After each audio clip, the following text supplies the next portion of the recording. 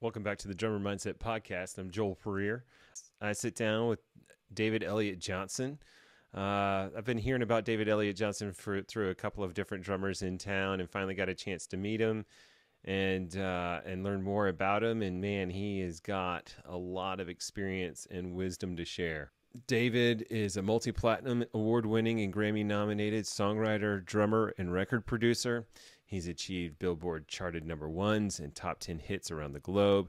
He's worked as a first call session drummer and has shared the stage with musical legends like Bruce Springsteen, Don Henley, Sheryl Crow, Bruce Hornsby, 10,000 Maniacs, and Tito Puente, just to name a few. He also released a co-directed full-length modular synth documentary called Patch CV, Controlling Voltage, on Amazon Prime. I highly recommend checking that movie out. It really opened my eyes to the world of modular synth and what it is as an art form. And then otherwise, yeah, he's just been in a space lately of just sharing a lot of what he's learned. And I think that a lot of folks that are interested in the music industry are going to find this one helpful. Don't forget to subscribe, comment, like. It really helps me out. And otherwise, enjoy.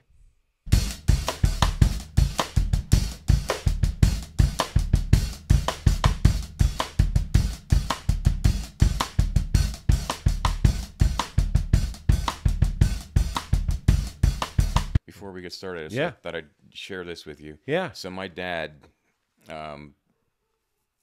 was a part of both Slingerland Drum Company and Ludwig Drum Company. Okay. As a player, Uh-huh. but he was also, back then they used to have ambassadors. Uh-huh. So when people would come to Miami and play, Right. my dad would go out and hang out with them. And so Oh, we nice. had every major drummer in the world at that point. Okay. You know?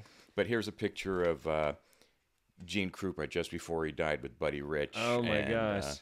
It was a card that was sent out to my dad for the holidays. Oh, man. That's amazing. Yeah. I mean, it's actually like a real photo. It's not Right. it's not like it was just pressed on a card. Right. I'm just going to kind of show this. Yeah, yeah, yeah. A little bit. That's amazing. Oh, wow. Yeah. That's cool. And so my dad and Buddy, and I grew up on Gene Krupa's drum set that was given to my dad. Okay. It was double 20-inch kick drums, two 14-inch floor toms, and two 12s. Nice. And then That's interesting. It was like the repeating pattern just to be symmetrical almost, huh? Absolutely. Uh-huh. Absolutely. And then in the 70s, I think 72, my father was gifted Buddy Rich's drum set. Wow. And Buddy Rich was gonna move to. We was just about to move to Ludwig. Uh-huh. He came to Miami and did a symposium. Uh-huh. And my dad and he were pretty close, and so he's like, I'm not taking it with me. Wow. And so I still play that today. Wow. I still gig on that Wow. 68 Ludwig drum set. Sweet. Yeah. That's amazing. And it smells like every dingy Miami club. Uh-huh. 4 a.m. It just smells of smoke Uh-huh. and alcohol and excess and Right. luxury and Right. suits and ties and the Playboy Club. Right. You know, back when they were called club dates. Uh-huh. You know, they weren't gigs. Okay. They were literally called club dates because Yeah. that's what you had a date and you played the club. Makes and that was it. sense. So people had their books, you know, and they checked their dates and they got a club date midnight at the Eden Rock or Uh-huh. whatever it might be. What's your, like, how old were you when you started going, like, were you able to get into some of these clubs when you were young? I didn't have to get in.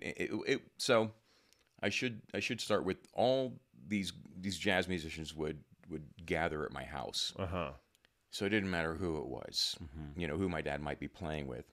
So drums were always set up in the living room, vibraphone, piano. There was always an amp in the corner. Wow. And every Sunday there was just jams at my house.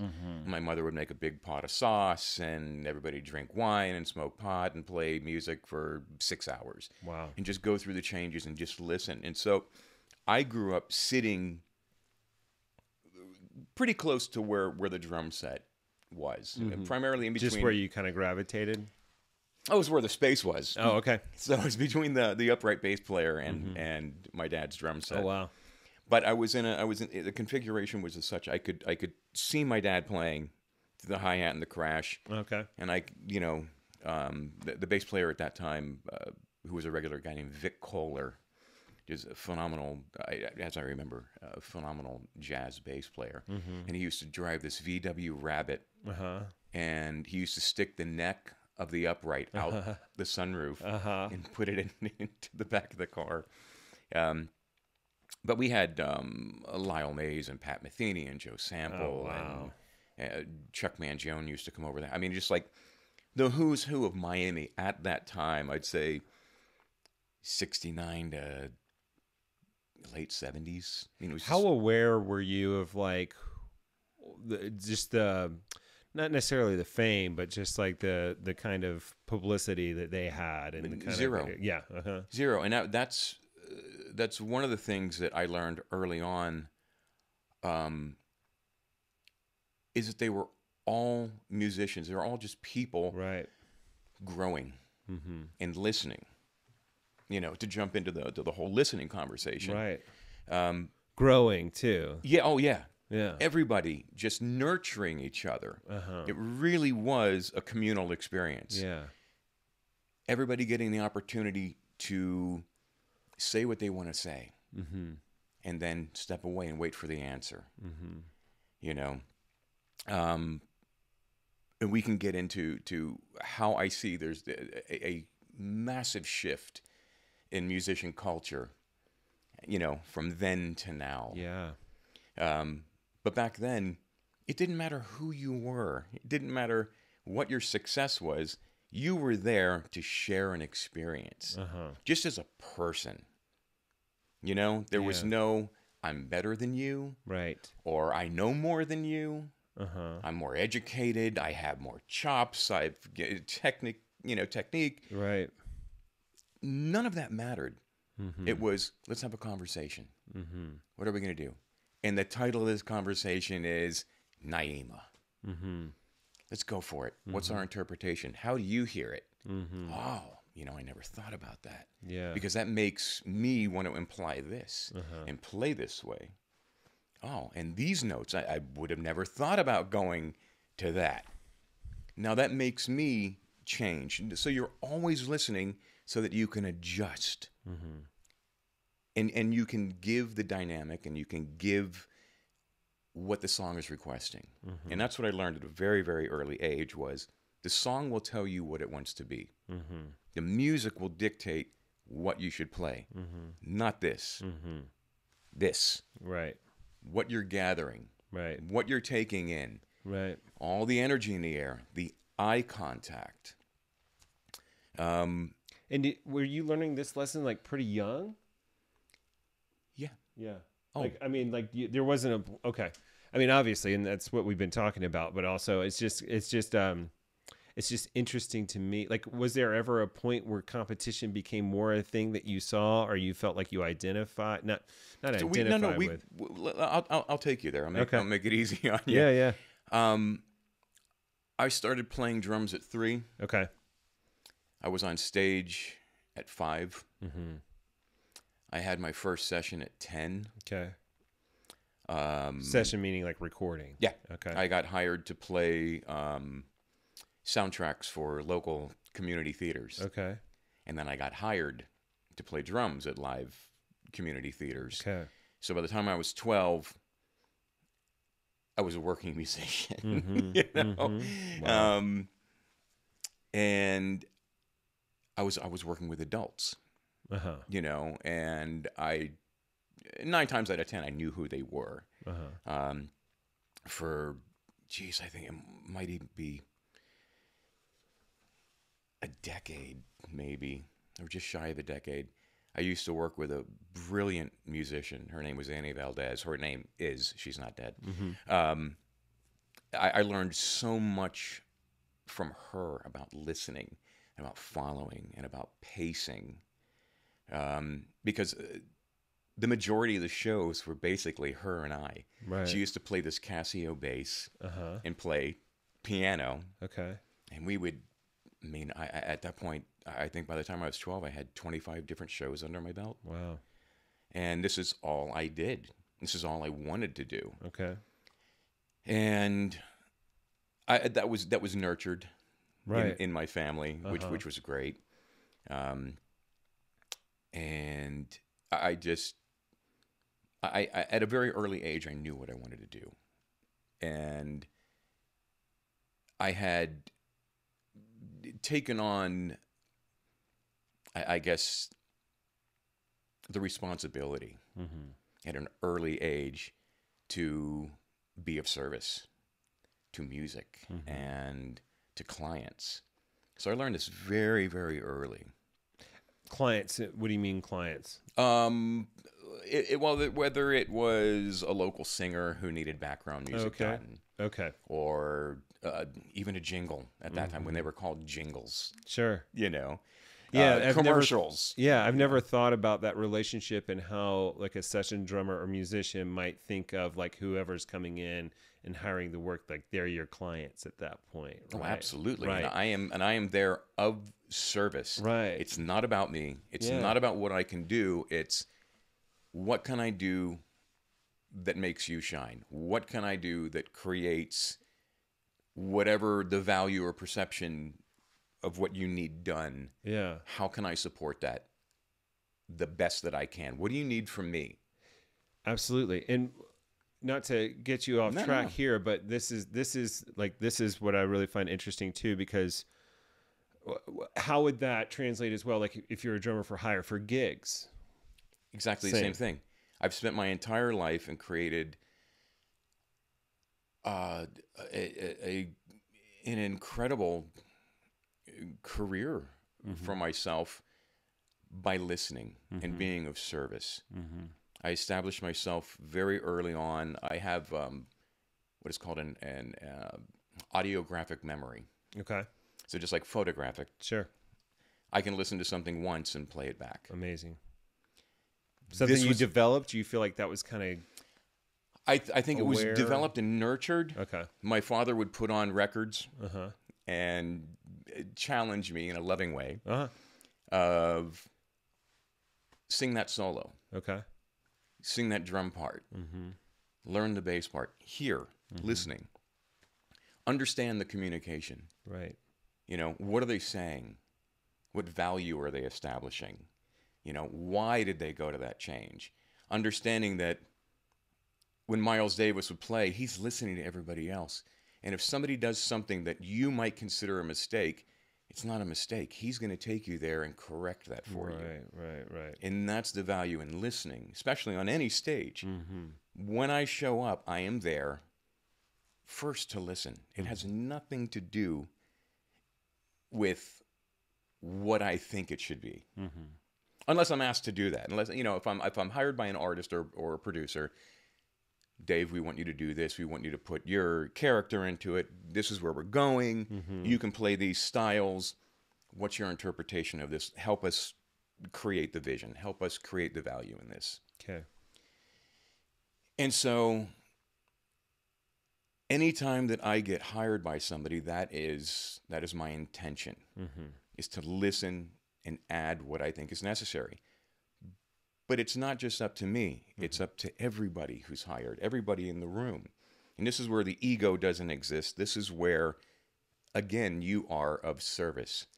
You're all there for the same reason, to create the best thing together for whoever's hiring you, whether it's an artist or a producer or an ad agency, or you have no idea, but you show up with the same mentality that these are the guys I can rely on. We're all holding each other accountable, which is something that is incredibly lacking in today's, music scene. In what way? Holding each other accountable? Excuse me. To provide... So, I speak a lot about the music industry, whether it's a podcast or whether it's in colleges or as a clinician, what it might be. And one of the changes that I've seen happening, because we've become such a socially or media-driven society, Right. there is a singularity that exists. Yeah. There is a selfishness, a narcissism that exists in the artistic community or just a global community as a whole. Right. You know, where it's no longer, I'm going to shed for 8 hours by myself Right. without any interaction, and I'm going to process this, and I'm going to understand what the action feels like, so I can retain this feeling, so when I need to execute this, I can recall it. I don't have to think it. I can feel it. So if I walk into a situation that is an Afro-Cuban trio, which I just played with a couple weeks ago, didn't know any of the players, didn't know the music, didn't know anything about it. All I needed was a count off, and I could listen. I always listen. The first bar, second bar, and then I'm in. Okay. And I drop in, and I keep it minimal. I know the style. I know where they're going with it. So I start to imply the rhythm. I start listening to the bass. And now I'm finding more comfort in that. Okay. And so that I can develop what I'm doing. And then, you know, halfway through the first verse, I'm in. And there's what's baked into that too is like so much of the music that I love to listen to, and I think a lot of people do, is when there's this, it's building to something, you know, and it like draws you in, and then it just gets more and more complex. So, and it's very much like, it's what the way you describe it, it is a natural state if you're listening to just imply these things, support it, Right. and then you can really kind of ease in. I mean, it's like the small talk before really diving into a conversation or whatever, right? But it is a conversation. And we've become a creative society Yeah. where we're all waiting to talk. Yeah.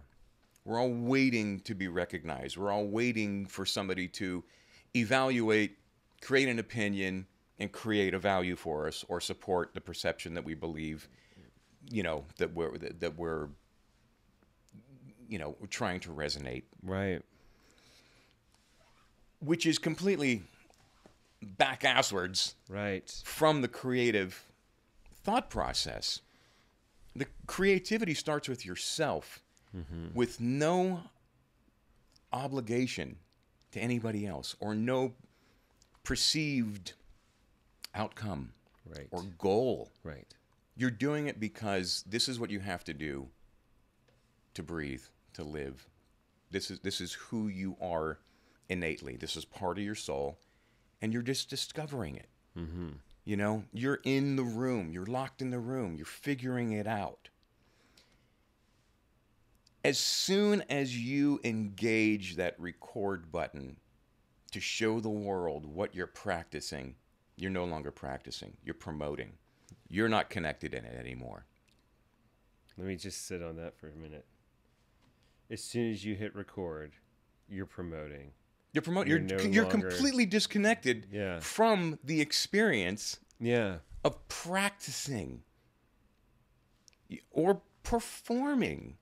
You are now a reality star. You are acting a character. You are portraying something that you believe is of interest to other people. Right. Yeah. It may or may not be. But you can't get in yourself. I mean, you've studied the brain. It takes 45 minutes to actually reach the point of pure concentration, of pure creativity. So when I sit down at the piano and I start to write, it takes me about 45 minutes to get in there. And I think the result is you get 22 minutes out of that before it turns off. So I need all of that time to reach the level to where my mind and my body are completely one, Right. and I'm engaging in that experience so that I can retain it. Sure. As soon as somebody hits record, it's here. Mm-hmm.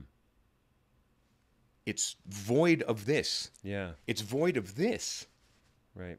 Because you're no longer thinking about that connection. Yeah. You know, and I talk to so many artists. I'm like, what are you doing? Every time that you hit record, you have lost the connection between yourself and your art and your heart and and the value of what you're trying to create. You're missing that. But I'm always told, yeah, but this is where people see me. This is how people hire me. This is how people evaluate me. This is how people form an opinion of me. If I'm worthy of connecting with, if I'm worthy of this. In the true artistic sense, that's irrelevant. People don't create for somebody else's value of opinion. Right. You create because it's something that you cherish, and it's part of the communication that you want to express as an individual. I've been on both sides of that. Mm-hmm.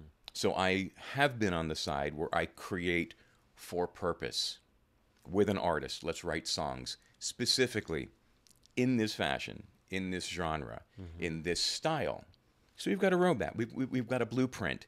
And on that, then we can start to delve into each other and connect with each other without phones, without this. And I've been doing this for hell, going on 40 years now. Right. I just turned 55 yesterday. Oh, happy birthday. Thank you. So that concept of connecting with somebody for purpose is another challenge, because now it's really important for me to listen to that person. Mm-hmm. And it's really important for that person to listen to me. So it's really a give and take at that point. It's really a yin and yang. Right. And it's just there's no ego involved, there's no pressure involved.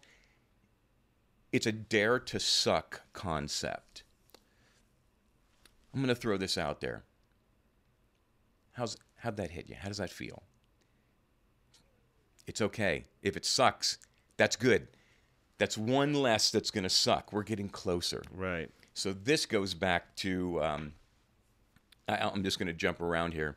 One of the things Rick Rubin said, Mm-hmm. when something's not done with 5 mistakes, it's Right. closer to being done with 8 mistakes. Right. Right. And that just means there's more character. Yeah. There's more of a connection of you to the music. Right. Because the more that you're trying to make it perfect, the farther away you're getting from what it really wants to be, because you're using this. This just strikes up, and it's really like I'm connecting some ideas here and some neurons. Sure. I feel like there's a new pathway that's going on, because in the world that I've been in the past, working with folks that have a lot of social anxiety and things like that, and we talk about just having conversation. We talk about the importance of small talk, even though tons of people will tell you they hate small talk, right? Right. It's an important aspect to be able to check someone's temperature, kind of see where they're at, see where you might, end up in a conversation or which direction you want to go, right? Right. And it's always an experiment. Anytime we talk to each other, it's just an experiment. We have such a difficult time just in our language, whatever it is, to say exactly what we mean to say. And we often don't even really know what the impact is going to be when you say something a certain way or to anyone else. And so if we can all just practice a little bit more grace with each other when we're talking or communicating. And so if you end up getting, like, you feel offended or triggered, it's a time to check in with yourself, right? Like the goal is to not get rid of triggers in our society. The goal is to be able to recognize when you have those triggers, and to look within and maybe get some help with that, or ask questions, or continue the conversation so that you can get past that points of offense maybe, or whatever it is, to get closer to where you're connecting with the other individual, right? And so the way you describe it is so parallel, and it's not even parallel. I mean, it's basically the same. Because again, it's that communication, and in a way that I think with music can more closely bring us to that deeper meaning, even though it still won't. Like there's still something that I was just reading that book, The Creative Act with Rick Rubin, and he did talk about, all art is poetry. There's a deeper consciousness than what we can truly understand. And so whenever it comes out, it's just like what you're talking about, it's just, and then he would also say, like, well, I don't want to jump too far ahead. But it's okay, because what we're talking about is intention. And you have to be, or I believe, it's very important to be specific with your intention. What is the point you want to make? Are you sitting there waiting to form an opinion of me in this conversation? Or are you here to share an experience like we're talking about? Are you here to, maybe a light bulb goes off? Or maybe you get to, I understand you and go, I like that. I see where you're coming from. That's what music is. It's a conversation from the dawn of time. Drums, hymns, mumblings, clapping, dancing. It's an expression. It's to get you to be involved with me. That's it. How much closer can we get? If we don't agree, it doesn't matter. We're resonating on this level right now. And this is human. This is basic. This is instinct. Right. So I'm going to dance to it. Whatever your political views are, race, creed, color, sexual preference, does not matter at this point. It's music. And I can relate to you. This is a you use the word trigger. It is something that triggers me in a way that I wish people would, and again, I use people broadly. I wish there was a societal shift where people would just drop so much of this victim bullshit and just have a conversation with each other. Just like music, because music has become so rigid in its form, in its genre, in its pocket. People are like, well, you're a white Jewish kid. What do you know about rap? I know that I like it, and I can appreciate where they're coming from. I can appreciate the value of what they're providing me. I'm getting to see something different that I would never see before. I'm being introduced to something, and okay, let's take something else. Really polyrhythmic jazz, really out jazz, 12-tone jazz. Let's go with Pat Metheny and Ornette Coleman, the X album. Holy crap. To the general ear, what a bunch of pompous bullshit. What is that? That's garbage. No, it's not. It's not. If you want to go into atonal classical music, when you experience it, when you understand it, and you don't even have to understand it, just be open to it, experience it, feel it. What does it do to you? How does it make you feel? Now you're starting to learn a little bit more about yourself. When you're allowing something to impact you, when you're allowing something to resonate in you, and there is a discomfort, It's that discomfort that is the challenge. It's like, I don't want people to listen to my music if I'm living in a life of fear of what people think of my music. Yeah. If I'm creating from a space of fear, that's going to translate into my music, and people are going to pick up my sense of fear. And now, that's not what I want. Mm-hmm. I want people to listen to my music and then form an opinion. It's not for me. Cool. But thank you for listening. Right. And then you're going to have those that hear what you're doing, because there's a big difference in listening and hearing. Listening is analytical, hearing is emotional. Mm-hmm. As my father used to tell me. Are you listening to what the drums and the bass are doing? Yeah. Are you hearing what they're saying? Are you hearing the communication? Are you hearing the conversation between everybody? And that was emotional. Mm-hmm. And that's when I really started to pick up on music. And this was, again, at an early age. This created an early stage hardship for me as a musician, because that's what I was always trying to attain. That's what I was always trying to go for, was that emotional connection, mm-hmm. and that emotional validation, playing with people.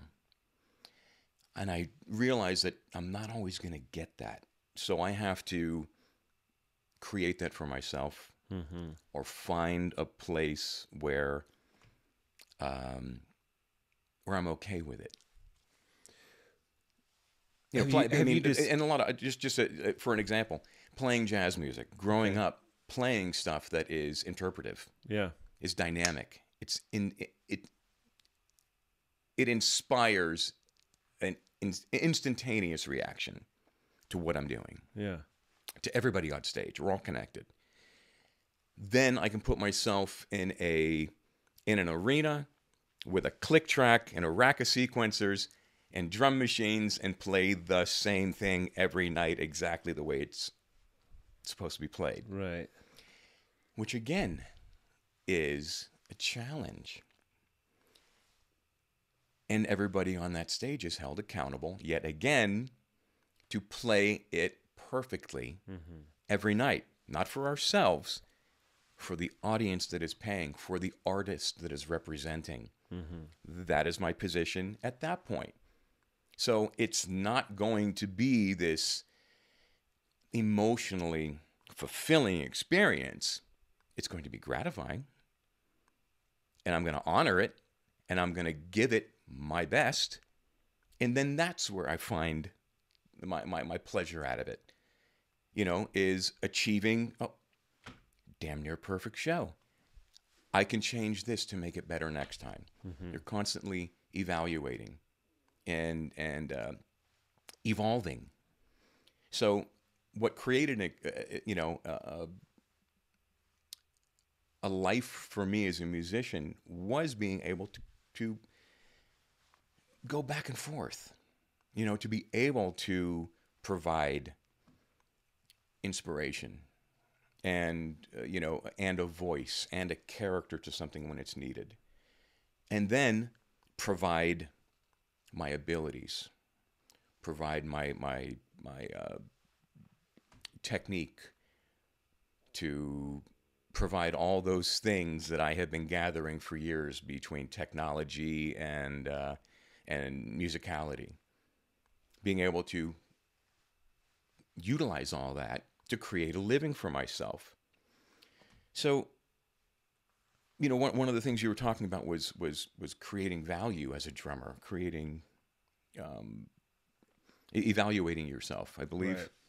You know? Yeah. One of the things, before we started recording, just kind of discussing like what kind of conversations like we might want to have, or what we've been thinking about lately. And that is one of the things as far as the mindset is concerned. And you've spoken about it in a lot of ways, just kind of the different positions we're in.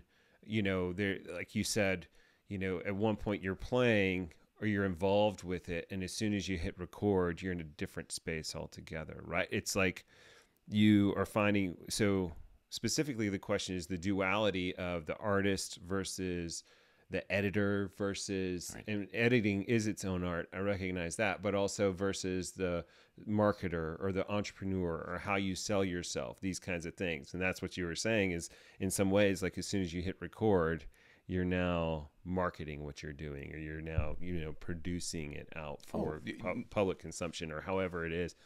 But how do you hold, and in a lot of ways too, what you're talking about is how within yourself you go from listening to hearing, because they're both so important. And also, it's an interesting self-reflection practice to be. And I think that we all can identify with the understanding that we don't fully understand our emotions, and sometimes we fear them, and it manifests itself in different ways: muscle tension, panic attacks, whatever it is.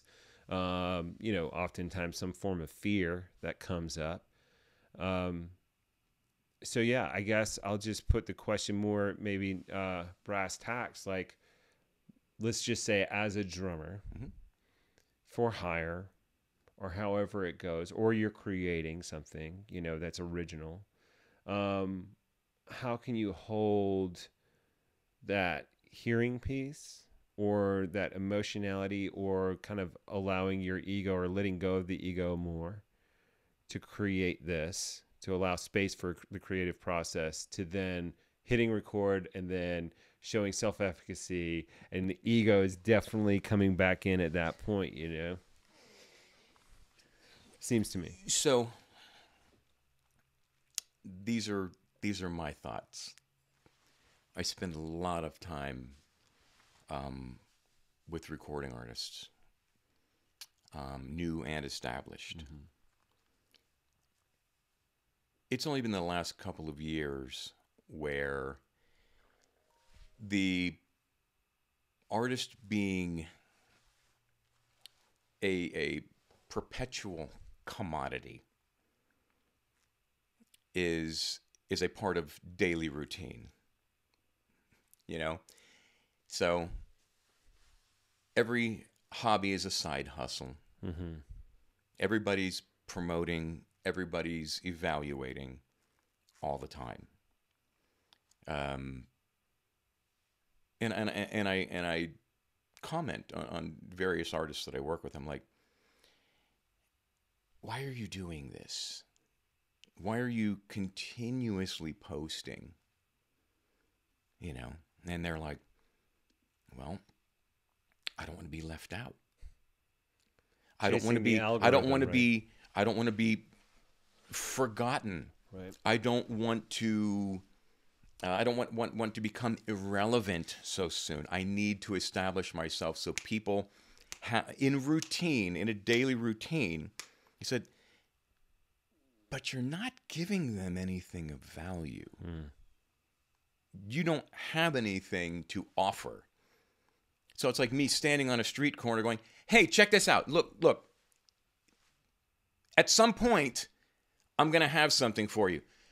But pay attention to me. Right. Just, stay right there. Yeah. Are you going to come back? Are you going to come? Because I'm not sure if I'm going to have anything for you yet, but I want you to come back. So keep coming back, because there's a chance at some point I'm going to have something of value for you. So just keep hanging out. Right. I have nothing for you now. Right. Yes. And that's so I don't know if you know this, but I have zero social media. You did tell me that you were 4 years social sober. Right, yeah. right. When I had a record label and when I had a studio, I would post all that stuff. Yeah. Then I started working with market researchers and statisticians, yes, and people that would do all kinds of analytical work on social media. And once I started learning all of this, all these numbers, and realizing that it makes zero difference, I started challenging the system. Yeah. So I wouldn't post for 6 months. I would look at my numbers, and I'd sign off for 6 months. And I would come back to the community with something of value. At this point, I had a movie that I had released on modular synthesis. Yes, I saw that this Yeah. weekend. Awesome movie. Oh. Well produced. Oh, thank engaging. Made me think about electronic music in a totally different way, but we'll talk about that later. Sure. Back to your marketing. So I just wanted to see if it would make a difference, if I would lose followers, if I would gain followers. So 6 months later, I posted something of value. It was the same exact numbers and response that I got 6 months ago when I posted something of value. Right. And then I waited a year and I posted something of value. And it was the exact same response, exact same numbers, actually greater at that point because the community had grown by like 33%. Okay. So now my numbers are going up, but I'm providing them with something of value. I'm not just taking up space. Right. I'm not just posting just inane crap. Yeah. It's like I'm making things with an intention, purposeful. This is what this is going to be. This is the result. This is the reward. Like it or not, dig on it. And it's the same response, if not greater. I've also talked about to artists, stop putting records on Spotify. You're not going to make any money. It's not. You don't have a chance in hell. I promise you. I work with labels, that do all of this, and they're telling me it's crazy. Yeah. I know for a fact there are 8 million plus artists on Spotify or streaming platforms. 57,000 of them make money. Yeah. 1,067 of them make $1 million. Then there's another 11,000 that might make $100,000. And then the rest just trickles down where they can barely make a living. Right. But that money is controlled and audited by big labels. Yeah. And big artists, established artists. So to think that you actually have a chance coming out with a record and just blowing a record out there and promoting it on Spotify, that this is going to change your life, that this is going to change your bank account, it's not. It's just not. Peter Frampton went to Congress with the story of 54 billion streams or something like this. Baby, I Love Your Way. And he got $1,500. Yeah. You know, this is why all of the artists are selling their catalogs. If anybody out there is watching the music industry, which I think is another point that I will direct to, you need to know what you're in. You need to know the game you're playing. You need to know the business that you're in. Yeah. All of it. You need to pay attention to create value for yourself. If anything, create a living for yourself. The labels are actually they're actually owners of the playlists that are monetized. They don't tell you that. You don't know that. But they are. So all they're doing is taking new artists that are actually gaining a following. They're taking all of those analytics, taking all of those fans, and moving them over to the artists that are of most value to them. So you don't really have a chance of growing in that way. Yeah. There are a few that break through the top, but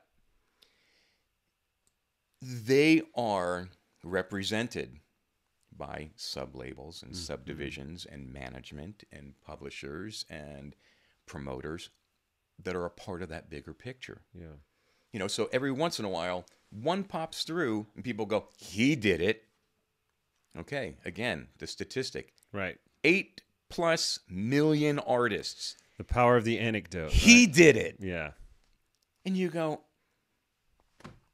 well, there's a chance. Right. Somebody's got to do it. And the industry says, well, you know, having streaming platforms has leveled the playing field. You're not even in the parking lot. Right. You haven't even hit you're not even taking a subway to the parking lot. Yeah, it's amazing to me, and I'm out of my depth with a lot of this kind of talk, but it's just amazing to me. Like, you see all the strikes that have been going on for writers, Absolutely. and how Hollywood has kind of, with their unions and whatnot, have figured out things in certain ways that the music industry just does not seem to have. So there's where you're wrong. Okay, good. Well, maybe good. I don't know. So it's a lot harder to put out a movie.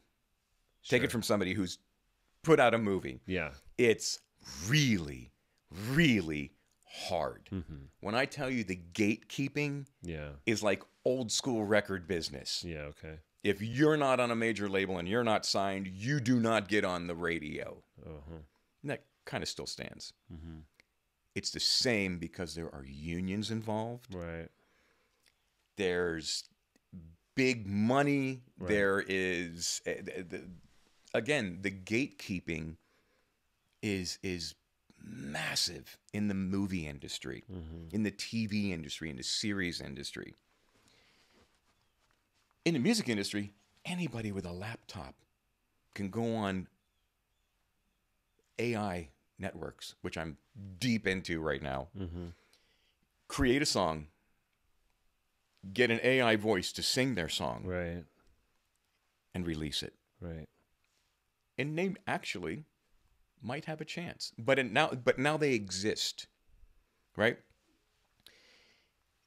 So the big machine music industry is still in power. They're still controlling everything,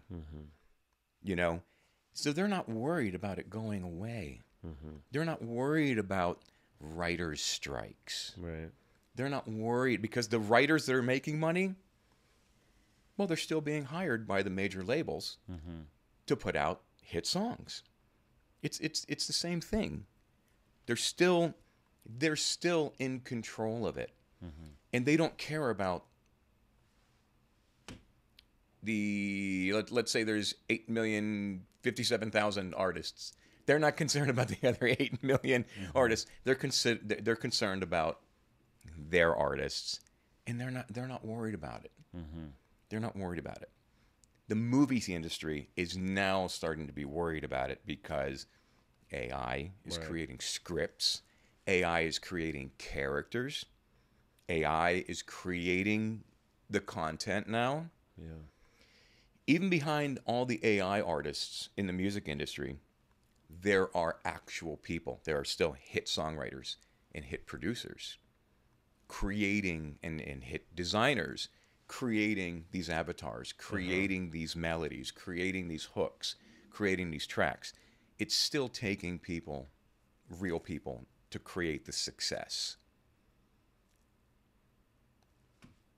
And when you say you're deep into it right now, like you're exploring a lot of these networks, or you've just been studying absolutely. it, and like learning these things? Absolutely, because a lot of my life is based around sync and licensing of music for film and television series, branding, marketing.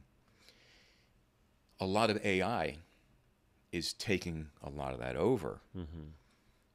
The issue with using AI currently in the music industry, because everything, and this goes back to the unions of movies, everything that is used in synchronization has to be registered. So there has to be a writer on it. There has to be a publisher on it.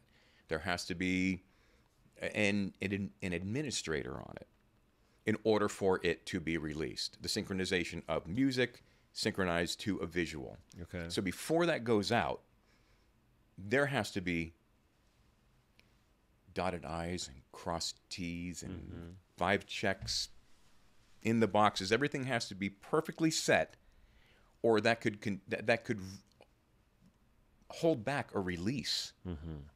You know, if they're spending millions of dollars on releasing something in the movie industry or the TV industry, and a piece of music is not properly licensed, it will hold up the whole thing and cost a lot of jobs cost the job of the music supervisors and anybody that was down that chain of command.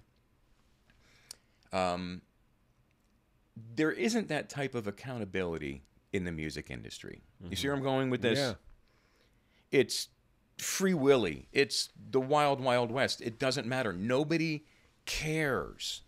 They do care when AI creates a Drake track and it gets more response than an actual Drake track. Right.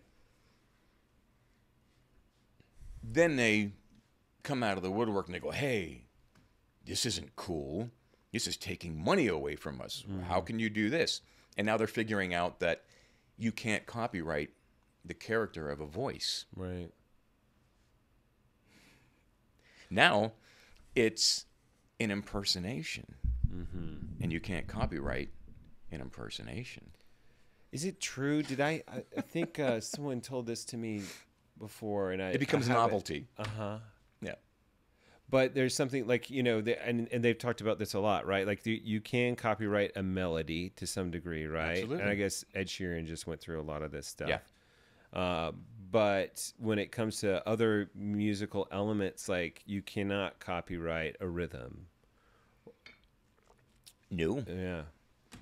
No, you can't. Well, pretty much every rhythm has been exhausted at this point. I mean, especially in pop culture. Sure. I mean, the most popular pop culture rhythm across any genre is 2 and 4 backbeat. Yeah.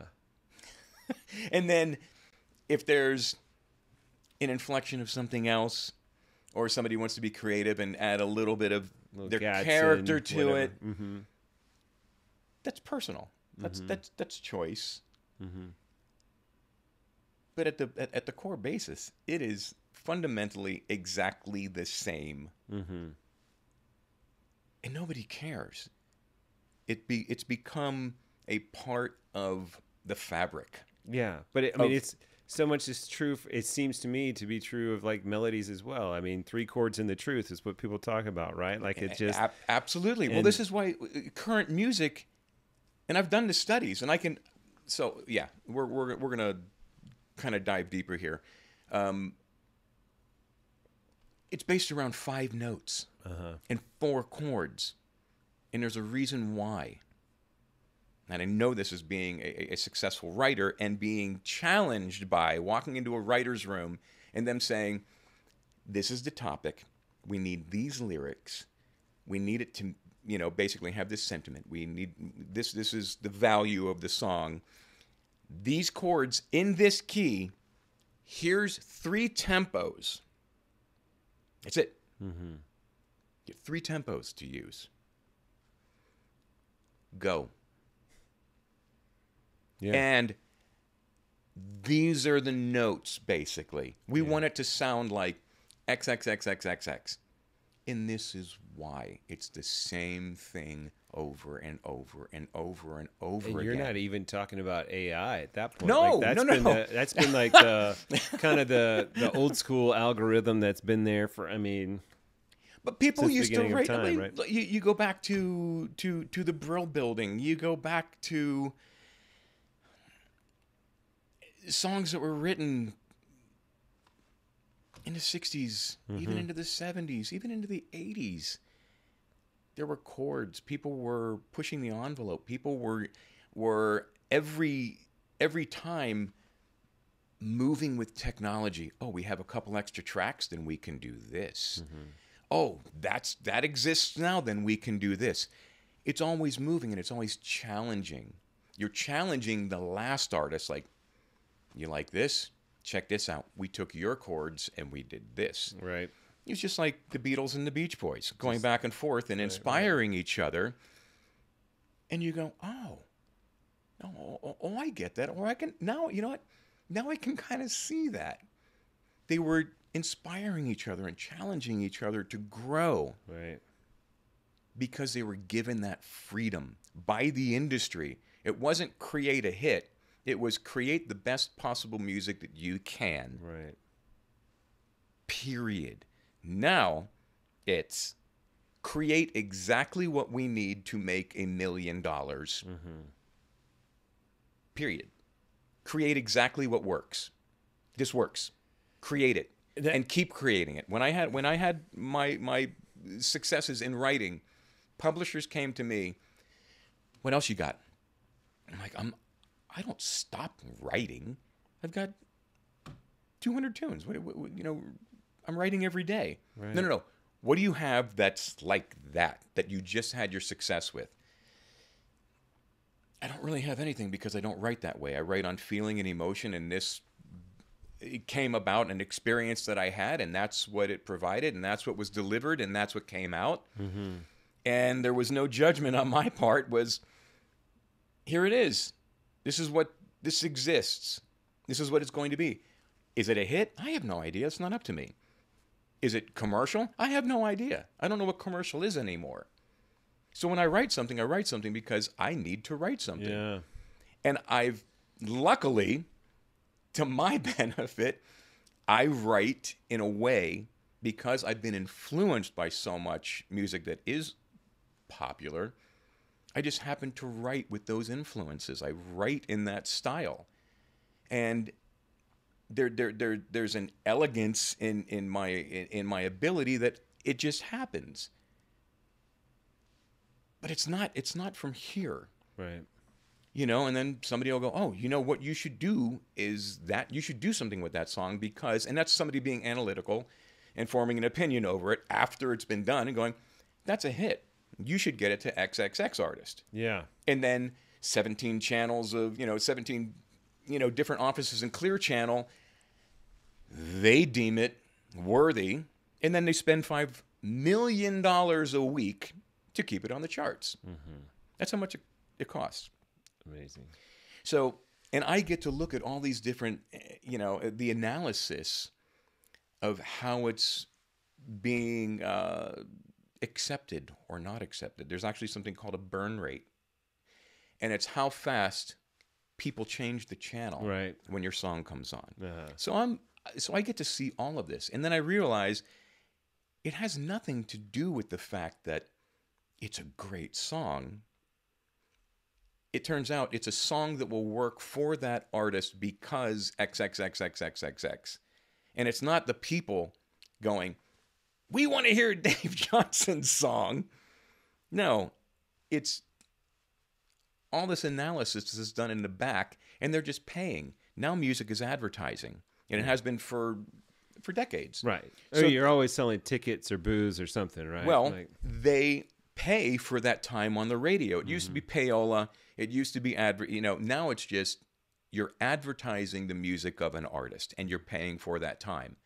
So when you want something in the top 10, you want something in continuous rotation, you are paying top dollar for that. And depending on the markets, depending on how big that market is, that's how much you're going to pay. And that's literally what it costs to be in the top 10 it's $5 million a week. So much to think about here. And I'll just share. I'm just going to jump to another thing. And that's with original music. Okay? So you talk about, we were talking about, evaluating the value of a drummer, of a musician. So many musicians, this comes across. I've been called an asshole. I've been called arrogant. It has nothing to do with that. It's because I'm bringing you I speak the truth in this. And once you hear the truth, you can't unhear the truth. And this triggers a lot of musicians. There are a lot of musicians that are complaining about still making $75 a gig or $100 a gig. Because I've watched musicians do this for decades. I watched my father do club dates. My first paying gig was $50 at 10. One of the last gigs that I did as a sub was $75 or $100. Mm-hmm. And I did it because I liked the guys, and it was a great time. It was great, but it's $100. Mm-hmm. Nothing's going to change when you're not playing your own music. If you are in a cover band, if you are in a tribute band, if you are whatever it is, if you are not playing your own music, you're not going to break that ceiling unless you go into a corporate situation and you put yourself out there to be in a corporate band or a wedding band or something like that. Now you're providing a service. If you're not doing something on that level, all you're doing is you are an alcohol salesman or salesperson because the room who is hiring you evaluates how many people are you bringing in playing covers, how much do those people spend on the alcohol here, can we cover our overhead and pay you your $75? 9 times out of 10, it comes down to that's all they can pay you.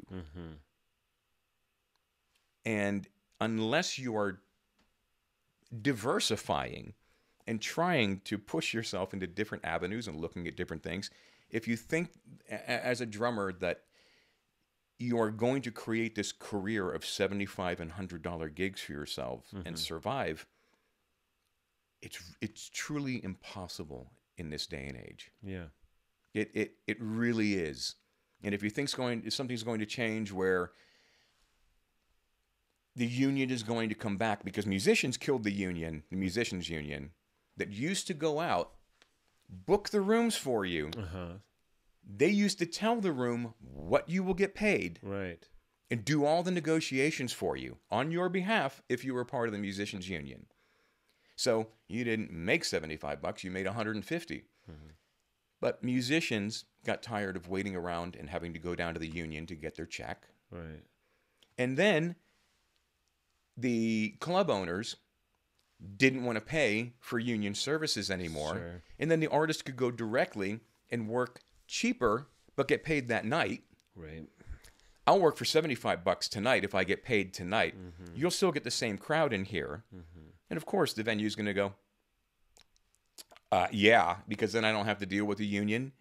And then the union comes down and fines the venue and fines the artist who played there.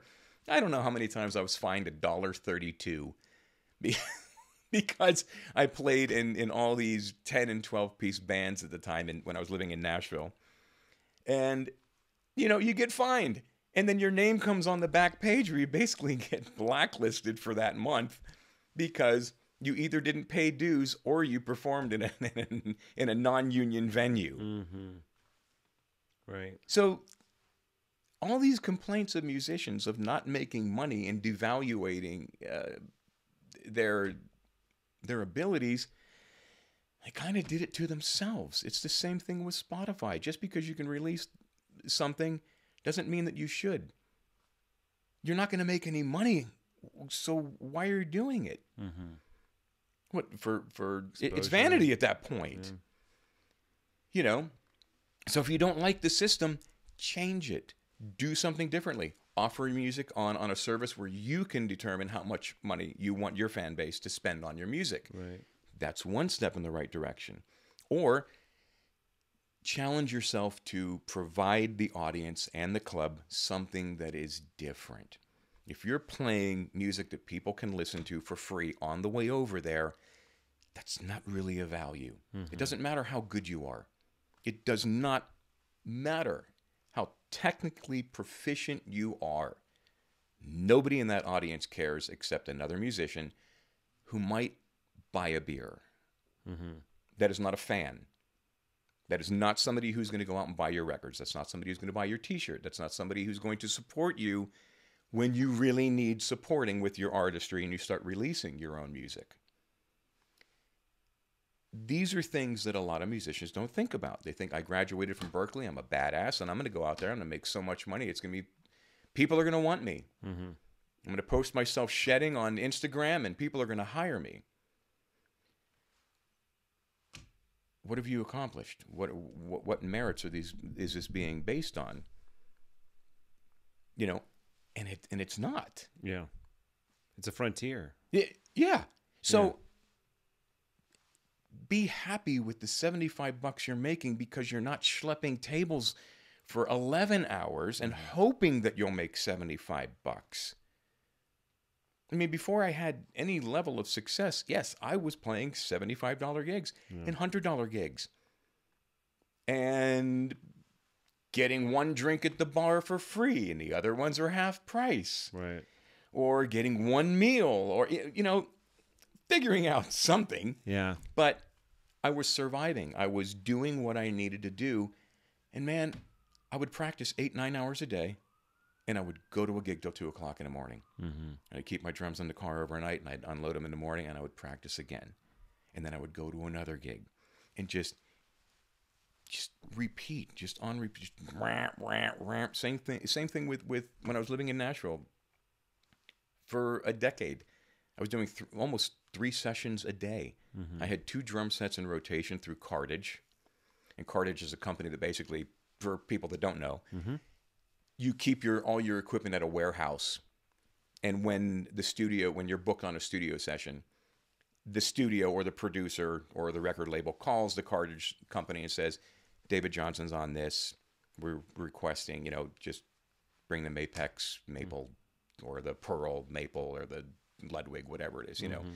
You tell them what you want, and they deliver it, and they set it up for you, tune it up for you, and it's mic'd. So you walk in.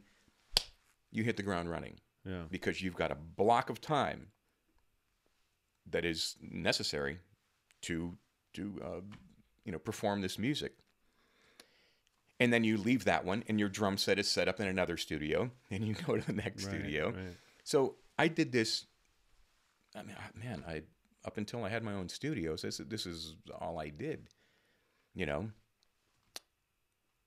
But they all weren't high-paying record dates. I might make $120 a session, or I might make $150 or something like this. It all adds up, and it was tough to survive even then. Mm-hmm. Yeah. But it didn't stop me. I wasn't bitching about only making $100. I wasn't. I signed up for this. Yeah. This is choice, man. This is what I chose to do. Right. It's like people go, so what do you do? I'm like, well, all I can tell you is I've achieved the life that I wanted for myself. Continue the conversation, right? Yeah, rather than achieving the life that somebody else expected of me. Mm-hmm.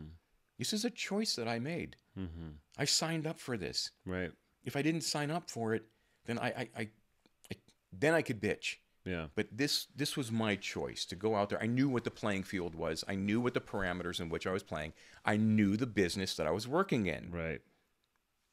And that's what it was. If I wanted to, which I learned very quickly, if I wanted to evolve and start playing bigger gigs and start playing with bigger artists, I had to put myself out there on that level.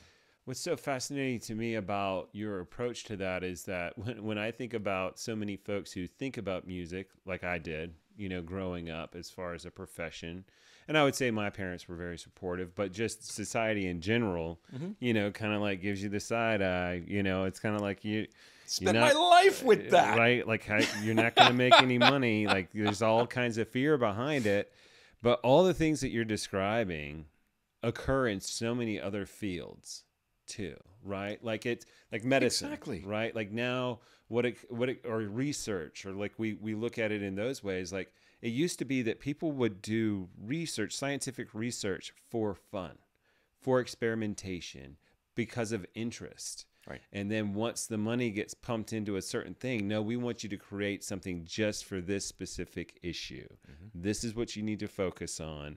And forgetting the fact that like some of the greatest findings that we've ever had, penicillin for one, came out of just, because someone was interested in testing things out. Right. And it was just by accident. And so many of the things, like, and music is the same way. Art is, obviously is that way too, but it's when so many investors come in Absolutely. With an idea about where it needs to go, mm-hmm. because they have it stuck in their head as opposed to just the fun of it, right? Or just the play or just the experiment for interest's sake alone. Like the marketing should happen after the fact, right? Like Absolutely. in more good faith, like we know this is an individual that will experiment and has good methods. This is a musician that is open and has the accountability on stage with their players, and also is present and listening.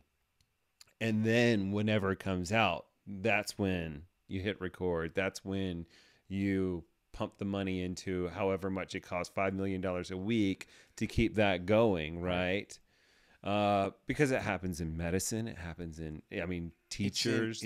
We look with all the testing, it has to go for this specific goal. This is all of a sudden what we think you need to survive in this life. And these are the careers that we need. Yeah.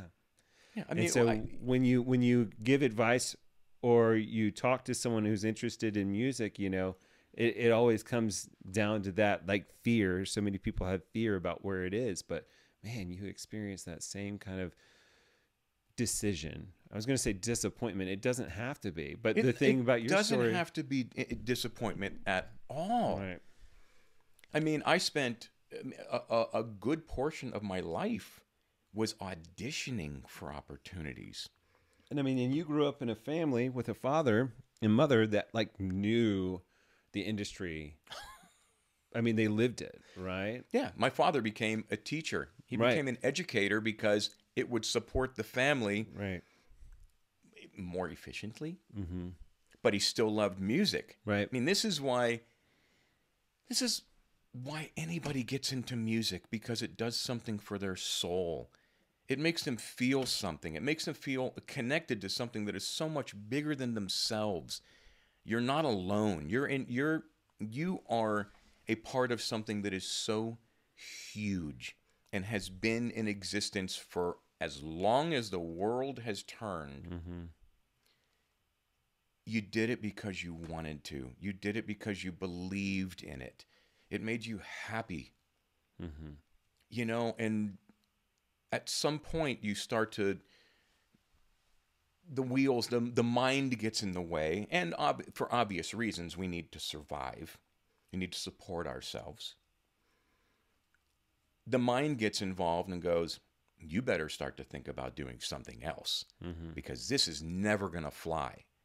You're not going to be able to support yourself like this and have a family. Mm-hmm. It happens to most guys, or not just anybody, not just musicians, artists as a whole. Right. It happens when there is a relationship of significance. When something happens to you emotionally and you start to think about, this is important to me. My values have changed. It used to be all about music and me being a badass and me out there and living it up. $75 a night. Mm-hmm. Digging it. Waking up at 2:00 in the afternoon. Whatever. Eating the cold pizza off the countertop. Okay, things are going to change. Now I've got to start putting the toilet seat down. Now I've got to start putting the cap back on the toothpaste. Now I have to start paying for things. Now I have to start treating this person in a way that I think this person should be treated. Mm-hmm. And unfortunately that's a monetary factor. This is when it changes. I need to do something different with my life. Mm-hmm. I need to start I need a reevaluation here. I need to start doing better gigs, bigger gigs. If that is the case, you need to put yourself in the position of being at some place that allows those opportunities. Mm-hmm. When I lived in Nashville, I've lived in New York. I've lived in Los Angeles. I've lived in Nashville for a very, very long time. There were always those opportunities. So what I did was I went out and found those people that were doing those opportunities, creating those opportunities or a part of those opportunities. And I figured out, what do I have to do to get in here? Who do I need to talk to? Can you play? I don't know, book me on something. Let's do something together. Mm-hmm. You establish that relationship. Oh, okay, you can play. There's an audition coming up. I'll put your name in the hat. You're cool. You can hang, which again, hang is so much important than chops, so much important than technique. Mm. If you can hang, you have more of a chance of getting the gig than you would just based on your technical skills. I can tell you that firsthand, single-handedly. Yeah. Because you have to be able to communicate. The hang is all about communication. It's all about a relationship. Do we gel? Do we bond? Because if we can't bond here, there's no way that we get on a stage or get in the room together that we're going to connect. Because you don't get me. You don't understand me. You don't know where I'm coming from, man. You have no sense of humor. I play with humor. Humor is a part of my character, my playing character. If you don't get me, it ain't going to work. Yeah. So you go and you find those people that you gel with. And a lot of those times, you all come up together. Like in my past, groups of us would come up together. Keyboard players, me and a bass player, me and a guitar player. Whatever it was, people saw, oh, okay, you're a core. You're a lot like this core over here. It's kind of put you in the same room and see the petri dish and see how you all react to each other. Oh, it made penicillin. Right. Totally. And then you get the gig, and then you get that first gig, and you start meeting people out there that are like, "Hey, our drummer's leaving in the next 2 weeks. When's your tour over?" Oh, ours leaves. Our tour, my last date is next Wednesday. Cool. Can we send you the this, and this? When cartage comes, can we just bring your? You figure out all the logistics, but it's a move on a dime scenario. Yeah. Always. It's the same thing with the studio stuff. I got all my gigs because somebody just happened to be at the studio or in the same room or with the artist or whatever it is at that time that I was there. Yeah. Oh, man, really dig what you did on that song. I've got a song we're tracking next week. Or, break out your date book. Are you available? Absolutely. Just say yes. Yeah. Yes, yes, yes, yes, yes, yes, yes, yes, yes. And it's not kissing ass. It's not being a yes man.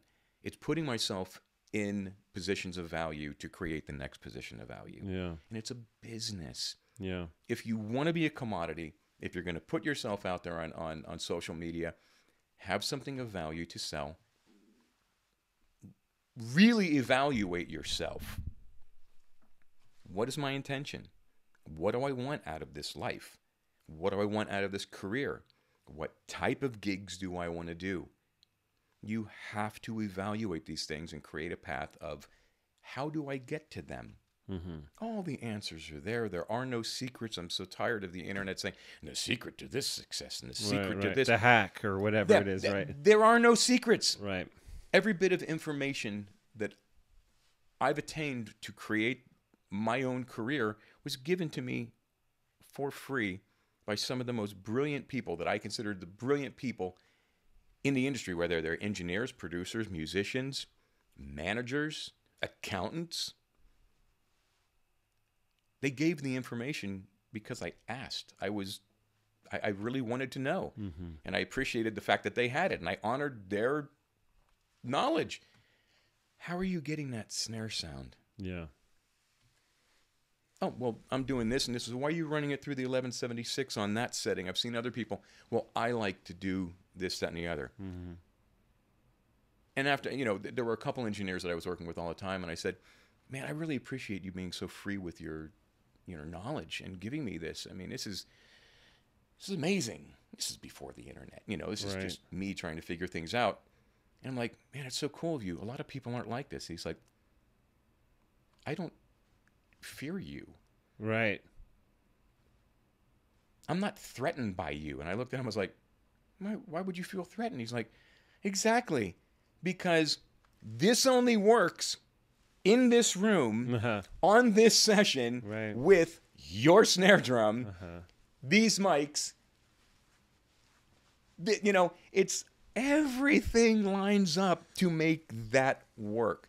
But he has the knowledge to make those adjustments, listen, and hear what needs to be done. Just like that. He's a musician as well. He's listening. What needs to be done? I have all this theory in my head. There is no time for me to think about it. Listening. adjusting, tick, tick, tick, tick, Yeah. tick, tick, tick, tick, tick, and that's it. And I It's think the same thing. there's like, in some ways, there's more of a culture of appreciation of transparency in a lot of ways that I feel like is that perspective of abundance versus the scarcity mindedness. Absolutely, Um, absolutely. And not, and I think that is definitely more present, but I have not, for myself, experienced it as much as I have just in how much I've been involved in the musical community around here or wherever I go. When I go to a listening room and I start talking to the musicians or whatever, Right. I think a lot of what you've already talked about, or maybe it was just in conversation before recording too, was that, it's just that openness and also getting your ego out of the way. Like music can provide that for us in a real, like in the most tangible way that I've ever experienced. If you go into the situation with that intention, Right. But I think, because as I've talked to musicians and like just to, invite them to sit down for these conversations or to just ask them how they get those sounds or whatever it is, they tend to be very open about it because it's not, they realize they're just a participant in it too. They don't own those sounds. They don't own that experience. Like they were as much a part of that experience as the listener was. it's another part of the landscape of current society where it's no longer just about getting together. It's about, can I capture this moment and can I promote the moment that I'm with these people doing this thing? I laughed because I was out last night watching Jeff Sipe play, and I was just like, oh man, this is amazing. This would be good content for my Instagram that I'm trying to develop in order to gain an audience for the podcast. Right. And I've seen other podcasters talk about how, or people would just outright say, yeah, I consume all your content on Instagram. I don't listen to the podcast at all. And it's like, oh my gosh. Right. What is it for again? Okay. So I'm gonna come at you with this. I used to have a radio show from 2005 to 2007. Mm-hmm. And I was one of the first adopters of what would basically be called streaming. Uh-huh. And I represented 150 artists around the world that I would discover on MySpace. Okay. And through different, I guess, band managers or independent distribution companies or promoters, publicists, because I wanted to find new music. I had all these connections to big labels. All my friends were A&R people or something like that. So I was like, I love new music. I love what's happening right now. Mm-hmm. There's so much music. So I created this program called The Local Show Live Worldwide. Okay. And not only would I go out and talk about the internet in its infancy to rock stars at festivals, I would talk about how they're adapting to their independence, to their freedom, still keeping a fan base and keeping a revenue stream. So I was bringing this back and providing these interviews to all the different artists that I was representing at this time. So I had this three-hour radio show that I play music, unheard music. People had no idea what it was. Mm-hmm. So I was curating this massive list. And at one point, after 2 years, I was taking up so much bandwidth. And at this point, there was no legislation on internet or streaming. It was just the FCC was challenging absolutely everything. We're shutting it down. You don't have the rights. Well, I've got stacks of licenses from all of these artists that I can exploit these songs free of charge as promotion for them. Didn't matter. So as a result, I was charged a total of $25,000 in fines. The FCC operating without a license and distributing, unsolicited, material. And it was just a bunch of crap. And it was in that moment that I went, what is this for? Mm-hmm. What has this been for? Mm-hmm. Well, what I did was I created an opportunity for 150 artists that they would have never had. Mm-hmm. Hopefully, it provided some kind of inspiration for them to keep going for it. Right. Oh, we're on the radio. Man, we should keep doing this. This is kind of cool. Expanding their fan base, getting people interested in what they're doing from all over the world. And then I tried the podcasting thing. Mm-hmm. And just like yourself, I got all the analytics and I got all the statistics, and I started talking to some of the biggest podcasters in music and technology and going, how does this work? Mm-hmm. Mm-hmm.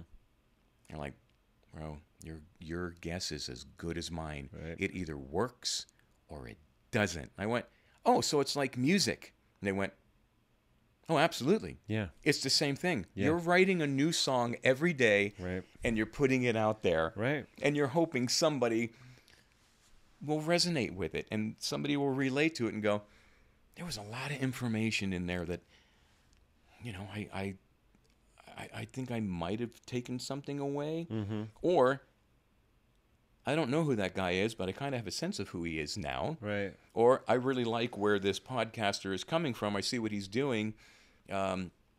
He's providing this network of information. You know, you can't look at it as what is this all for? Right. You can't. This is exactly what I'm talking about. Yeah.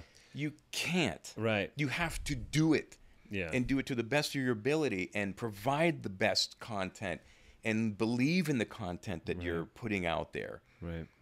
That's all you can do. Yeah. It's not up to you whether it's successful. Right. Whatever the outcome is just You have to believe that at some point something's going to click. Right. And it's going to be gradual, and you go, oh, I've got 4,000 listeners. Right. Click. Got 5,000 listeners. Click. Oh, I'm at a steady of 5,500 listeners right now. That's not bad. Right.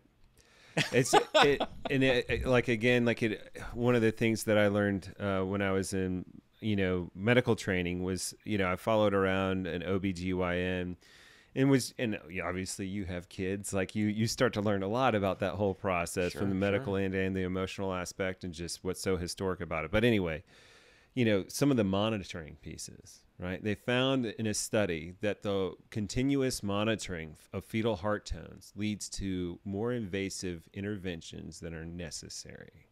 It's the same idea as watching the tracker go across the bottom of the screen on the news and like worrying about your IRA or whatever it is. The more you follow the ups and downs, the more dialed in or zoomed in you are, the more anguish you experience. So that's so much of what is happening so you just do intermittent checking like you're talking about. Maybe you check back in, you got 1,000 more listeners. That's exciting, right? As opposed to what, I've gotten some good advice and I've gotten some advice or just suggestion from folks about what you need to do to gain an audience online, right? Like, because I don't have a body of work to present musically, right? At this point. And so it's like, okay, well then if you want to develop a following, you have to have this kind of presence on social media. You have to do this for TikTok, this for Instagram, this for Facebook or whatever else you choose. Right. And so the idea is at one point I was told you're going to have to post every day. And I was like, that's not what I'm doing this for. Like I'd been off social media for a long period of time as well. I was like, no. And then I started to kind of see from how other people were doing it and gaining this following and this listenership or whatever it is. And then the advice came, well, you really need to be doing it 3 times a day. And then the advice was like 3 times a day is so 2019. You need to be doing it 5 times a day. It's like, that's the job then. That's your job. Like it's no longer having conversation. It's no longer the art of conversation. It is now little blitz of ideas that could or could not be original just to gain likes or whatever, to stay, that does not even convert to listenership or engaging in the community, right? Like to me, that's what this is about. This is an interest. I was inspired by these conversations. I feel like if I am, someone else might be, and so many musicians have been down and willing to share that it's like, it's gotta it's got to resonate with more folks, you know, and there's this community that's happening with it. And ultimately it serves the music, right? Like that's the idea. It's like if I'm, you know, if I haven't been a professional musician for the past 30 years, that's okay. I can still serve it, you know, and I can still be a part of it and be in the room. You know what I mean? Absolutely. And so that's kind of what I'm picking up right now. Like it is solidified the resolve and so much of my own intuition that I had before just talking to you right now, as far as like, maybe I can just completely abandon social media or only post like once a week or however that goes. You can know? do whatever you want to do if you're providing something of quality. Right. And the quality goes up when you're not spending 5 times, like, you know, poring over what kind of content you want to put on socials, you know? Yeah. The last big interview that I did with somebody who's really up and coming on YouTube and TikTok, absolutely everything. I said, man, let's talk about what is your daily life like now that you've reached 500,000 followers, not even millions. You've just reached 500,000 followers, and you're getting tens of thousands of views of your video a day. Are you making enough money to survive? He's like, hell no. That's why I'm hustling over here. That's why I'm creating sound banks over for this company. That's why I'm beta testing software over here. That's why every once in a while I'll promote a new plugin. That's why, okay, all right. So you're out there hustling as well. He's like, what people don't understand is this is a job. Right. Just like being a musician, if you're going to take it seriously, it's a job.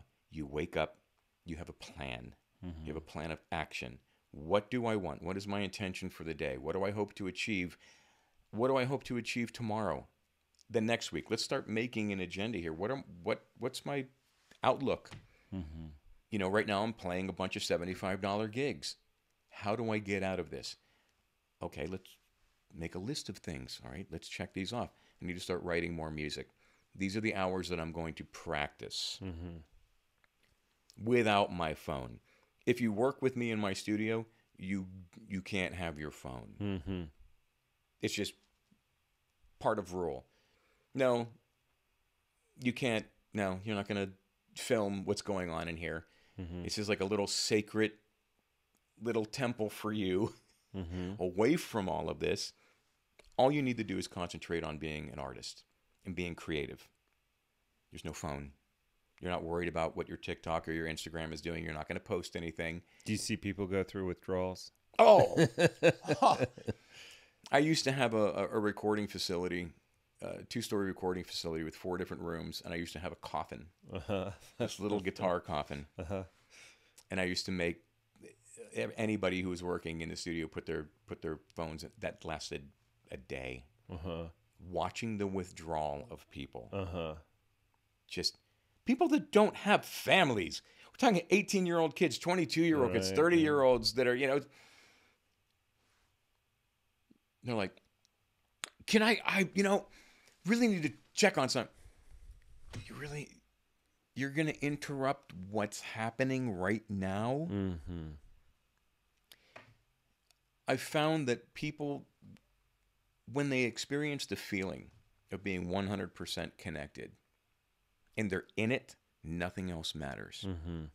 But when they're constantly here, they're going, oh man, this would be so good for my TikTok. This would be so good for Instagram. Oh man, I wish I had my camera. Because what he's doing is so cool. Or, oh man, I'm about to step up to the mic if just people saw me doing this. No, you're gone. Yeah.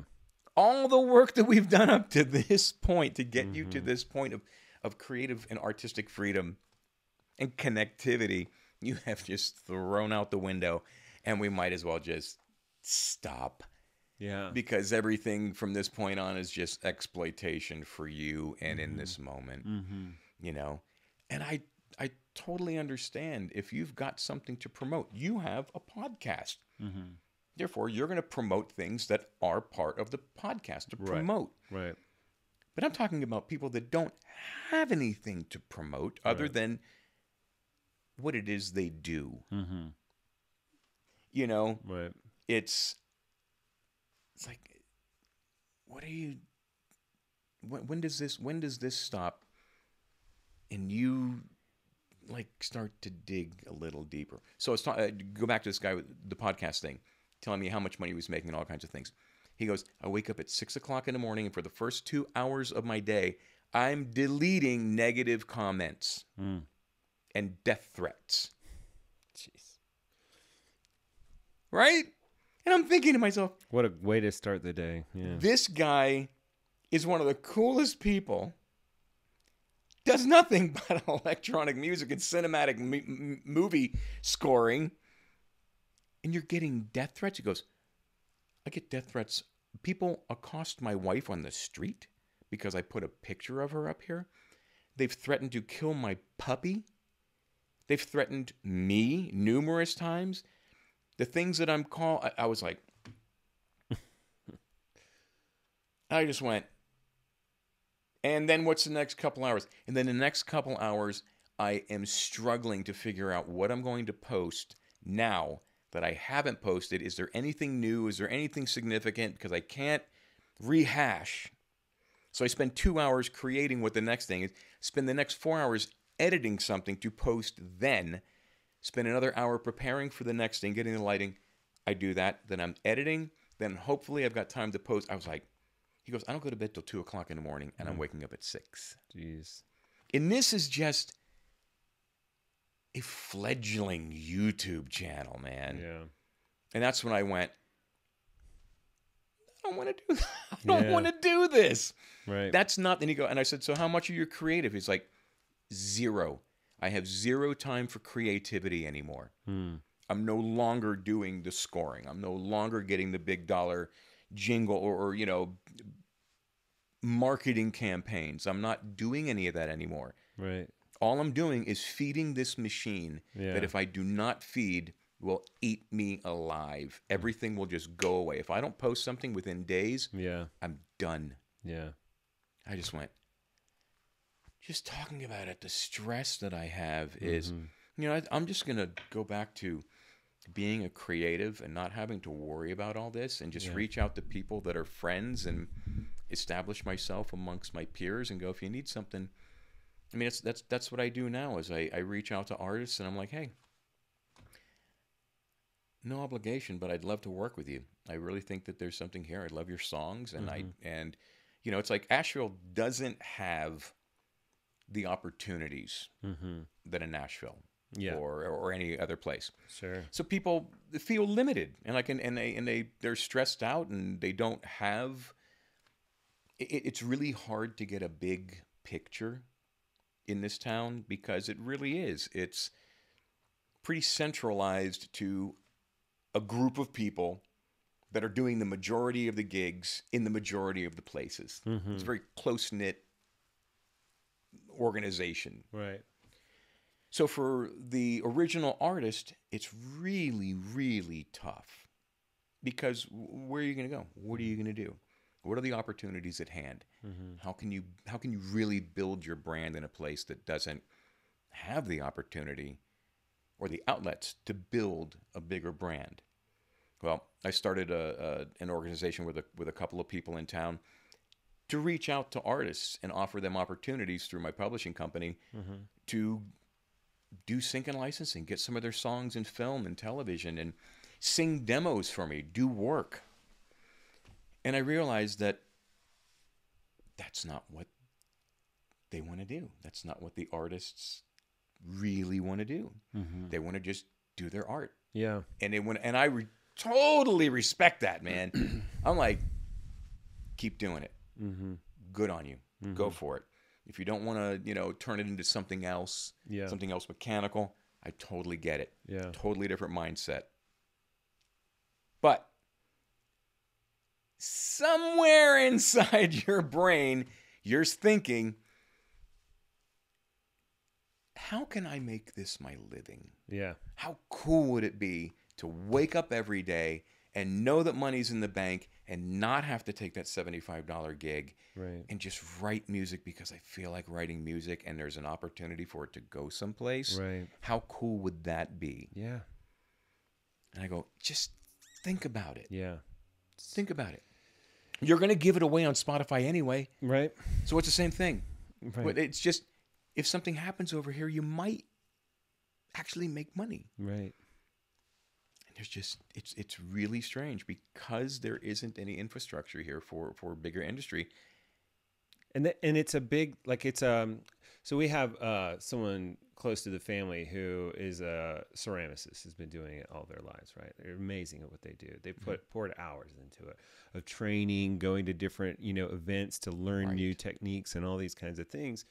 And, in retirement, then they decide to just, that's their focus now, and they make amazing hand-built stuff. Right. But the pricing question, that mindset piece of like, if you just price it a bit higher, you might find that it actually, one, can sell faster for some reason, but it's true. Yes. And also you can start to, really kind of, help yourself in this way, right? Mm-hmm. But if I charge this, then I wouldn't be able to afford that. And it's like, but if you did charge that, eventually you would be able to, right? Like it's that mindset piece of, and I think it's so hard because like when you're creating, it feels like such a fragile thing, in that moment. How do you integrate then like this entrepreneurship into the promotion and into the licensing and all the additional stuff, that industry stuff or that bureaucracy stuff that can actually help you promote it, but also is such a big part of some of the problems we talked about earlier too. This is how I've chosen to do it. And I've learned this from a lot of other artists. They parcel out the goals. So it's just all scheduling. It used to be where I would take 3 months and do nothing but creative work for 3 months. Nothing's going to change in those 3 months. All of the opportunities will be replicated or will still exist when it's done. And then I spend 3 months preparing, promoting, marketing, communicating, corresponding, doing whatever I need to do in my world, and setting all that work up that I've done for sale. Whether it's an artist or it doesn't matter what it is, but I give myself blocks. Now that I have children, I do it weekly. Okay. I do it daily. It's like Monday, Wednesday, Friday, creative days. Tuesday, Thursday, studio days. And then if I don't have studio days, those will become business days. Those will become communication days. Those correspondence days. Gotcha. And if I don't adhere to that schedule, it just becomes just a cluster of nonsense. I'm scattered. I'm over here. I'm over doing this, and I'm thinking about this, and oh, that wasn't done. And then it's really it's like that 4-hour work week mindset. Right. If you block out a certain amount of time and you focus within that time to achieve this, and that's all you have to do, you'll achieve it, or you'll get pretty damn close. And then you go, okay, I got to back off it. I'm going to go over here. I've got this other block of time. I have this client. I'm going to give them 100%. Again, being present. You've said that a couple of times. I can't stress out of everything in this conversation. It all comes down to being present and being detached from the outcome. You cannot, I repeat, if there's anything that anybody gets out of any of this mishpucha that we've just talked about, it is you have to be present and you have to detach yourself from the outcome. You have to go into something just open. Yeah. I have no idea what this is going to become. I have no idea what this experience is going to provide me, or if I'm going to even be able to provide them with what they need. But I'm going to be present. I'm going to be focused. We're going to keep the communication open. We're going to work together to figure this out together. Mm-hmm. That's how we're going to get this done. And if you go into that with that, at the end of it, you go, what was I worried about? Or what was I concerned about? What in my mind was I not going to achieve? What was my fear? Just detach yourself from it. Every situation, and this has been years in the making for me personally. Yeah. I go through these little spots, little stints of really being able to detach. Yeah. And those times are when I'm monetarily confident. When I'm not monetarily confident, it's a little harder to detach because you start to think about everything has to have a goal. And Right. everything has to have a carrot at the end of it. Right. That's the hardest lesson to learn, is to do it whether there's a carrot. I had a conversation with the band, and they're like, well, what if we told, actually the leader of the band, we had a conversation. He goes, but what if I told the band members that we were going to be doing this in the next couple of months, and we were going to be doing this? Do you really think it would change their attitude towards the music? And I went, no, because now they're focused on the carrot. Now they're focused on the outcome. Now they're focused on that goal. They're not present here and trying to create something of value. They're not.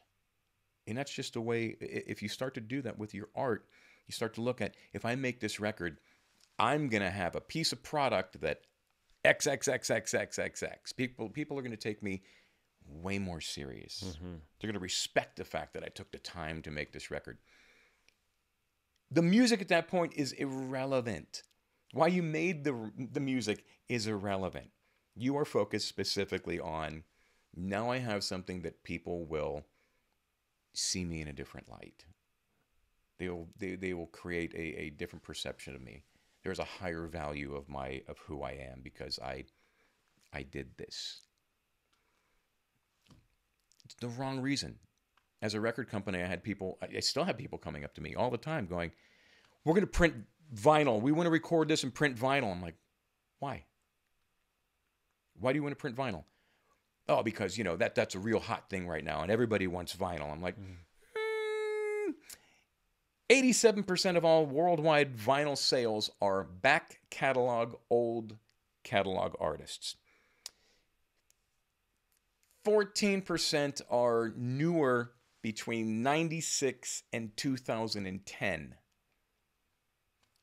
5% is new music, and that's by bigger artists. Mm-hmm. So if you really want to get into the minutia and go, you don't play enough gigs, you don't have enough of a following, and you need to make $35 on that record. Who's going to spend $35 on your record? Or who's going to spend $35 on a reprint of, After the Gold Rush? Mm-hmm. Or Harvest? Uh-huh. Or Dark Side of the Moon, $45, or rebuild their Zeppelin catalog, or some kind of, like me, I'm part of the Prince archive. Mm-hmm. So every month I'm getting pre-order, 13 tracks on purple vinyl that would never been heard before, remaster. Click. Right. So Pavlovian. Click. Or Zappa reprints. You find what you like, or am I going to go buy this person's vinyl that I don't really care for? Right. Unless an artist completely inspires me. Mm-hmm. Katie Pruitt, new artist, just mind-blowingly talented. Mm-hmm.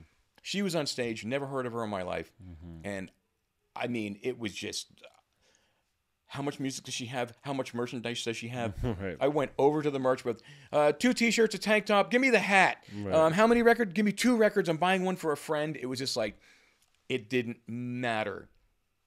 I was like, I'm supporting that. Yeah. But that got me to there. Right. You see what I'm saying? It's like that truth really touched me. I was just engulfed Right. by what she was giving me. I watched the Tyler Householder. Is that what it is? Yeah. Him talking about the feeding off of the energy, off the crowd, what you give and what you get back. If every musician could understand that. Yeah. One thing that a huge pet peeve for me is going out and seeing a drummer stare at his hi-hat all night, or watching guitar players stare at their pedals like it's something's going to change, a knob is going to change, and they have to... Nothing's going to change. Stop looking at your pedals. Yeah. The bass player looking at the tuning pegs the whole night.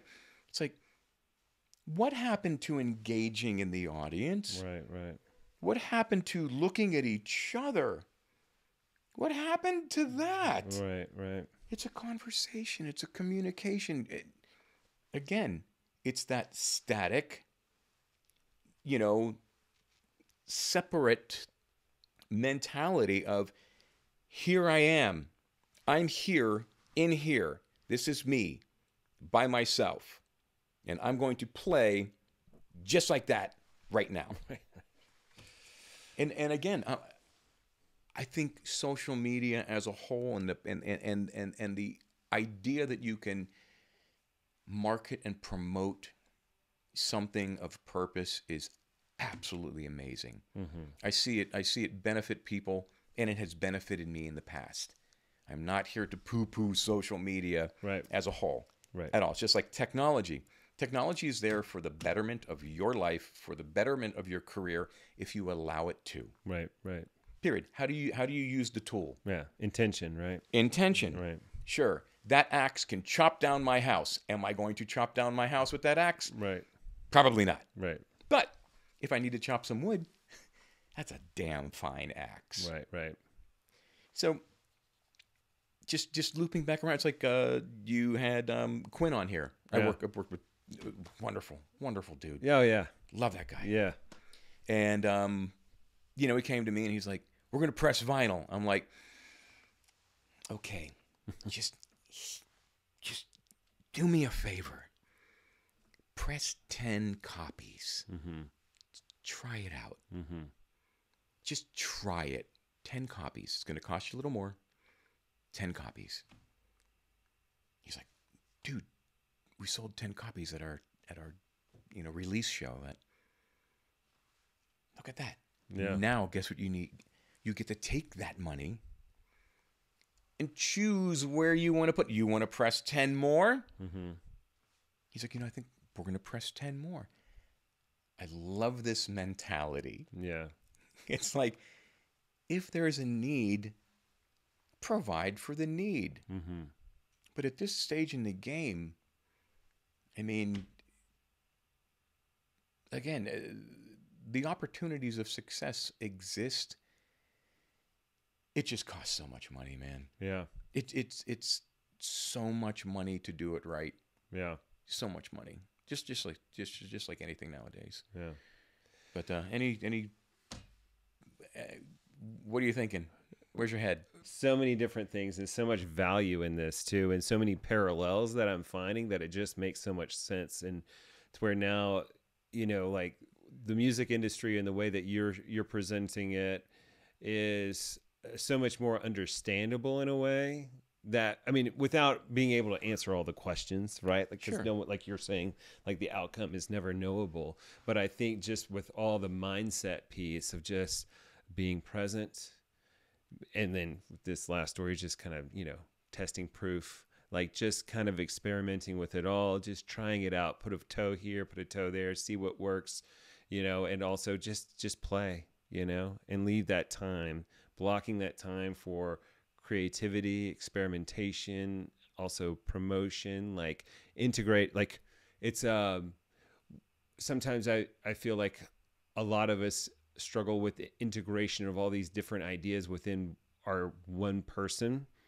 Well, I'm an artist. I can't also be a businessman or a business person or whatever that is. And in fact, there's an integration there that goes on. Absolutely. Because again, it comes back to communication, and that's all everything is with that, and to think too, like hitting record is a promotion, Mm-hmm. right? Like that is marketing at that point. Like it's something different. It's something I'm gonna be thinking about all day and probably into the future as well. So I really appreciate your time, Oh, and your willingness to share. And I think it's so valuable. So I Well, can't wait to share thank you. I honor this time and this opportunity to share, and I love the conversation. Yeah. Yeah. I too have learned a lot out of this. Just listening to you talk about how there are these parallels. Yeah. And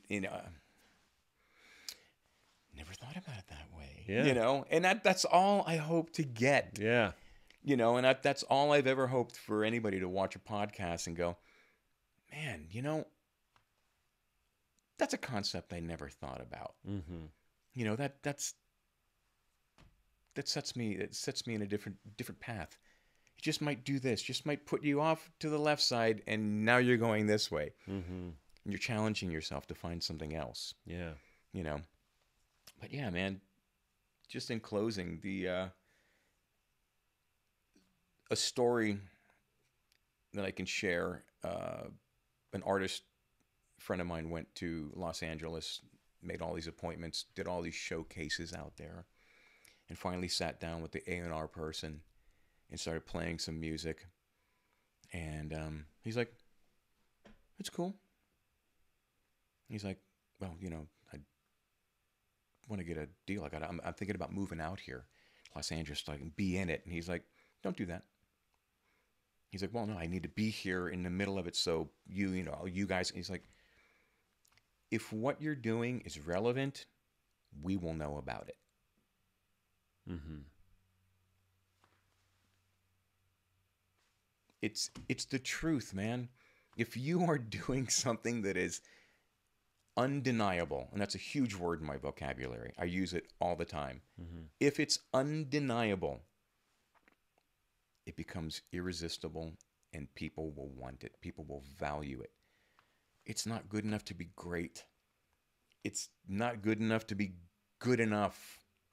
That's a self thing. It's like the concept enough is enough. Mm-hmm. How much better do I need to be to achieve my intention? If I don't need to have all this other stuff, if this is good enough, then that's what it is. Enough is actually enough. You are enough to achieve that at this point. Right. So stop all the busy work in your mind. Yeah. If this is enough, utilize that to your fullest potential. If that's all you really need to know, do something with that. And then later on, once that's established, challenge yourself. Everybody takes on too much. Mm-hmm. They have to be here. They have to be inundated with challenge and creating all this minutia that doesn't really matter. Find one thing that you're really, really good at this point in the game. Mm-hmm. Focus on it. Mm-hmm. If these are the type of songs you write those songs the best you possibly can. If this is the range of your voice, use that range to the best of your ability. Mm-hmm. If this is all you can do is 2 and 4, play the shit out of 2 and 4. Mm-hmm. Embody 2 and 4. Become the 2 and 4 god. Mm-hmm. Don't worry about the rest of it. Mm-hmm. You will propel yourself if what you're doing is with the right intention, and if it just becomes undeniable. Just that's what you should be attaining, is just the best that you can do, and be gentle with yourself. Right. Be okay with it. That's all I can do. I love it. Absolutely. Right on, man. Cool. Thanks so much. It is my pleasure. It really is, man. Awesome.